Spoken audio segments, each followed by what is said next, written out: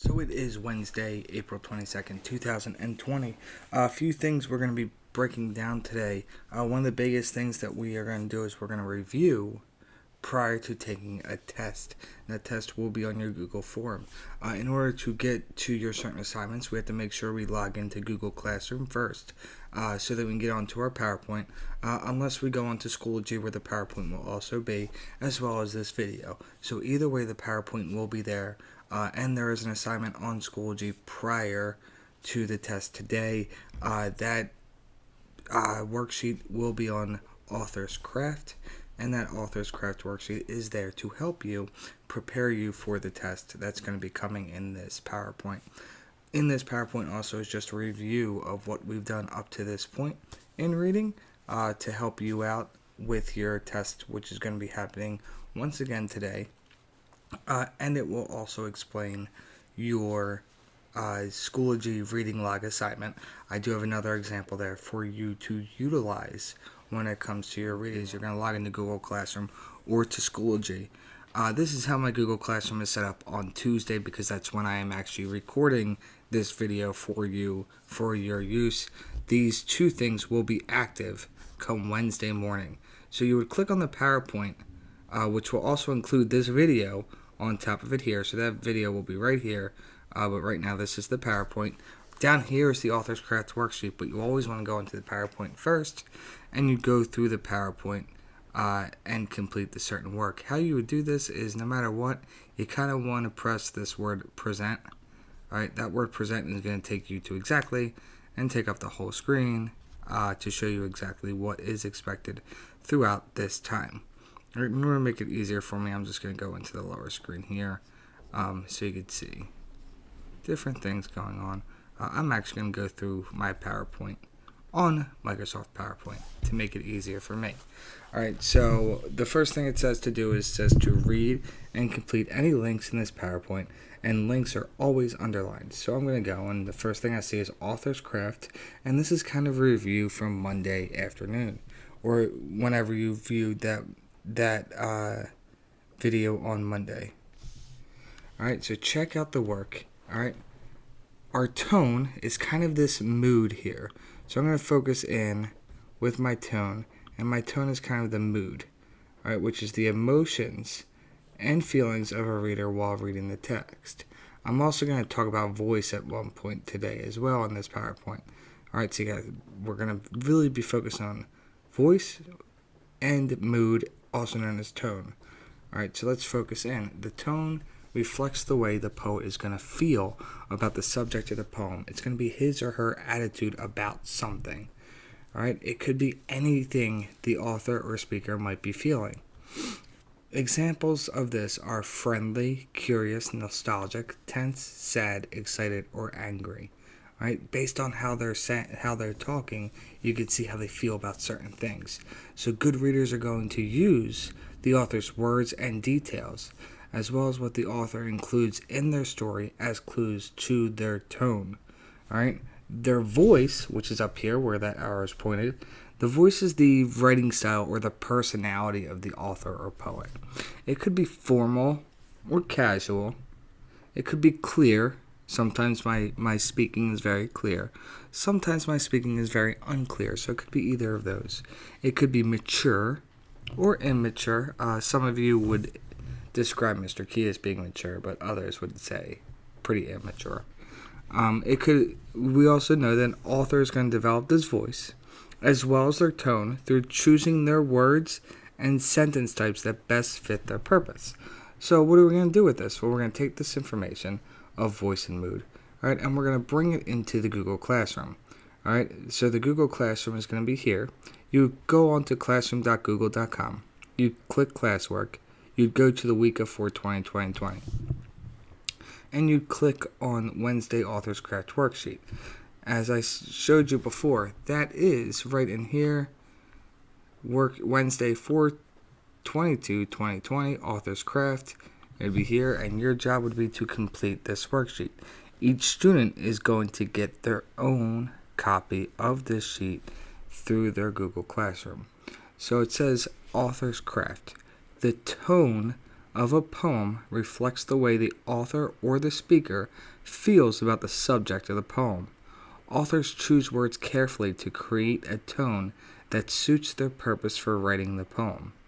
Recognize the tone and knowing how the author feels about the subject helps readers understand the author's ideas and message more clearly. So it says to answer these questions about tone on page 167 of A Movie in My Pillow. And remember that A Movie in My Pillow is a collection of poems. So you have to understand that each poem might have their own title, but it's still part of my collection in my title of A Movie in My Pillow. So this is our close read for today. Number 1 says, what words and phrases does the author use to describe Papa's truck? So in order to answer this, I would say the words and phrases the author uses to describe Papa's truck are, and I would answer this question. So go ahead, you could pause this video and answer that question now, and then I'll read you number 2. Alright, so number 2 says, what overall tone does the author create in this poem? So once again, I'd have to answer this in question-answer format. I would say that the overall tone that the author creates in this poem is, and I can always go back to my PowerPoint and look, hey, here are my examples of tone. Is it friendly? Is it curious? Is it nostalgic? Is it tense, sad, excited, or angry? I can always go back to that to answer my question. All right, so go ahead. I want you to go onto your author's craft worksheet, and I want you to answer this question. So pause the video, and then I will read you number 3. Good job. So here is an additional question about tone. How does the author's tone affect your reading of a poem? So this is going to take in perspective of how you're feeling while you're reading this poem, and how it's making you feel and how it's affecting how you're reading your poem or the story in particular. So go ahead, pause the video, answer the question about how the author's tone affects your reading of a poem. Alright, so now that we're back to the PowerPoint, now I'm up to a review.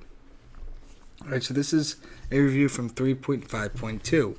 We noticed all week that our perfect tense has to have a helping verb, and a main verb. So the helping and main verbs are always next to each other. They're peanut butter and jelly. Strawberries are on my mind because I love them so much. They're spaghetti and meatballs. They're always right next to each other. The main verb is just a fancier way of saying the action verb. Alright, the main verb is also the action. So main, you have to think of as action. Alright, so if you're thinking of the main verb as the action verb and what they're doing, it will help you out. And that main verb in any of the perfect tenses always has to be in past tense. So the main verb is always going to have an ed, or if it's an irregular verb, you have to change it to make it a past tense. To make it a past perfect tense, we have to have that helping verb of had. Alright, so had is going to be my helping verb in this situation. My main verb, once again, is written in past tense. We had gathered many berries. The same thing's going to go right into our future perfect tense. We still need our helping verb.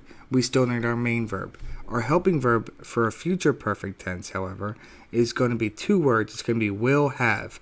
A lot of you got tricked up the other day because you had will have, but you also had to make have into a past tense verb to make sure it's a future perfect tense. So if I get stuck with that, and in my parentheses was the word have, like it was on one of the problems on Monday, you'd have to change your sentence to make it fit, and it would say the helping verb of will have, and I'm sorry my eyes aren't coming through, and then how can I make have into a past tense verb? Yes, I have to change it to had, so I will have had would have made this a a future perfect tense verb. So we have to focus in on that helping verb or will have as my helping verb, as well as the main verb written in past tense.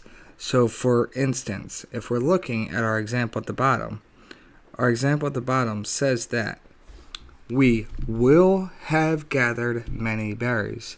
So will have is my helping verb, gathered is in past tense and is my main verb or my main action. If you get that, you know what you're doing when it comes to perfect tenses. Perfect tenses are complicated, but you can get this pretty easily if you know your helping verbs and you know you have to put your main verb into past tense. Here's our vocabulary words. They're not going to be tested as much, however, I still want you to know them. So our first word is yearning, say it. Good job. Civil, say it. Flourishing, say it. Fortunate, say it. Dedicate, say it. Relatives, say it. And Carson's favorite word, because he loves Oscar the Grouch and he loves trash right now, the word is discarded, say it. Good job. Alright, so we're moving on to our skills. Remember about homophones. It's a word that's pronounced the same as another word, but has a different meaning or spelling, where a homograph is a word that has more than one meaning and or pronunciation. They gave us examples like there, and there. This is saying they are going to buy their tickets, which is a possessive, when they get there, which shows a place. I would never desert you in the desert. Different pronunciation, different meanings. That's our homograph. We're also going to jump into prefixes, and a prefix is the word part that's added to the beginning of the base word to change its meaning. Alright, so we said all week that we have this word, the prefix of uni and mono, uni or mono, which mean one. Alright, we have the prefix of bi, which gets added to that base word, and that prefix means two. Look at that. There's two letters in bi. Oh, that's an easy way to remember it. Let's think about try. Oh, look at that. There's three letters in try. T-R-I. 3 letters, try. Try, T-R-I, that prefix, meaning three. Alright, just a quick little way to remember your prefixes going into our practice test. Alright, another thing we have to touch on is our theme, which has been a main thing. This theme is actually, your question on your test is going to be worth 2 points, and it's going to be a text-dependent analysis. Alright, so if you go on to this, a theme is the message the poet wants you to learn. It's also called the moral. In some poems, it is stated directly. Other times, it's going to be implied, which means you, the reader, have to look for clues in the poem, as well as things that you already know to make an inference about your theme. So you want to think carefully about the details in each line, maybe each stanza, maybe the whole poem, or sometimes a collection of poems to get the theme. Meaning of words and sounds of words, or even the way the lines are arranged, can help you throughout this. Alright, we also talked about elements of poetry this week, and we said that the poems can express emotion, experiences, and ideas. We also said that most are written in lines or stanzas, and I kind of showed you that any lyric in a song could be rap, could be rock, could be R&B, could be hip-hop, could be pop. Any song is written through line breaks instead of paragraphs. So they are actually examples of poems. Alright, so some have a distinct rhythm and a distinct rhyme, and others do not. Alright, poets look to create a mood by using their words in a fresh way. Sometimes that can be described by using figurative language. So they could use similes, they could use metaphors, they could use alliteration to make it work. They could use onomatopoeias. Alright, that's all different examples of our figurative language. Repetition as well. Alright, so sound devices like repetition work here. Alright, so what I want you to do right now is I want you to go to your Module 8 Week 1 test by clicking this link. So once you click this link, it's going to take you to a Google form that you're going to have to log into using your Google information. Alright, so when you get there, when it actually loads, if it loads, it will take you to a certain page in which you're going to have to use your Google login information to complete it. Alright, so this is the test right here. You would write in your name. You would click your homeroom teacher. So if you're in my room, it'd be Mr. Key. If you're in Miss Woodbridge's room, it would be Miss Woodbridge. If you're in Miss Polly's room, it'd be Miss Polly. If you're watching this, you're more than likely in either my homeroom or in Miss Woodbridge's homeroom. Alright, so you would read the section here, and it's called Here by Amy and Body. Alright. Here is where the black bear goes a-walkin'. He is stalking grubs and ants, tender shoots of fern, and roots of sassafras, blackberries, huckleberries, juniper, and juicy fruits of tupelo. He finds he grows stout on slender trout and clawing crayfish. I built a house along his trail, but that does not confine his hunt. So I see his disappointing back, his rounded ears disappearing, in the tangled laurel limbs and piney forest floor. I call the mountain mine, but it is his, and so we share the precious trio, acorns, wildberries, moving air. So if you're reading, you have to answer these questions. So it says read lines from 4 to 7. He is stalking grubs and ants, tender shoots of fern, and roots of sassafras. What does shoots mean as used above? And you'd give your best answer. Alright, this question is worth 1 point. So all of your multiple choice questions, you'll see, are worth 1 point. Alright, just going to ask you different questions as you go on throughout this entire test. Alright, so this is my reading section. It's worth 1 point. Alright, it says, what is the speaker's tone in the last stanza? It's worth 1 point. This is the theme. This is your text-dependent analysis. So what is the theme of the poem? The theme of the poem is use details from the poem to support your answer. The whole answer is worth 2 points. So make sure you're showing how smart you are by completing a text-dependent analysis question. Alright? Show your writing, use your grammar skills, edit it before you turn it in. That will give me your best work. Here's the writing portion, which is going to focus your grammar. Alright? So you're going to read the Swift's return. Swifts are small birds that migrate in large flocks every fall from Canada to Central and South America. Each flock stops in familiar places along the way to rest before it continues its journey. In our town, a flock have returned for years to the tall chimney of an old empty building. The Swifts spending about a month sleeping inside the chimney at night and feasting on flying insects all day. By sunlight, every evening, the large flock gathers in the sky above the chimney. Then, the whole group begins to swirl and gradually lowers into the chimney. By this time, a crowd of people has gathered to catch the Swifts' evening show. Before the Swifts claim the chimney, the old building has been scheduled to be torn down. Then a group of townspeople worked to protect it. Now it provides a safe, dependable stop for the returning Swifts. So you would see what change we made to sentence 3, which we made to sentence 7, which we made to sentence 8, and you would answer those questions by revisiting your story. Alright, so make sure that you pause the video, come back to the PowerPoint after you're done the test. When you're done the test, you have to press that submit button or else I will not receive it. Alright, so make sure you finish the test. Alright, then you go back to your PowerPoint and you go into your reading log, which is on Schoology.